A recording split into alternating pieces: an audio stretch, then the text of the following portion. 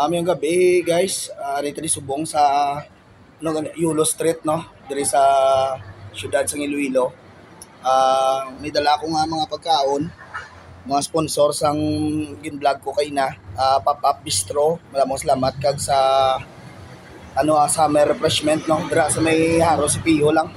Bisita ka mo da guys, may sobra nga pagkaon nga ginhatag nila, ihatag ko subong kay Manong. Si Manong Barker. Ano nga lang sir? Glenn Ispura. Si Glenn Ispura. O pamilyar ang apelido. Din naman sa UI. Oo, tagda siya nga pagkaon. Makuha tali no.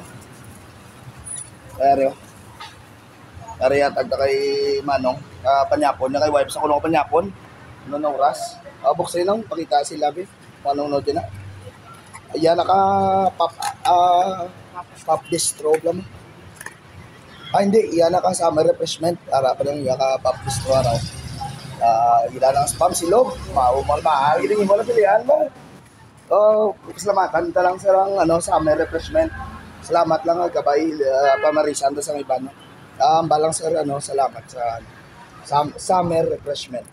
Salamat din sa summer refreshment sa Pop Bistro. Pop Bistro. Damo din salamat po.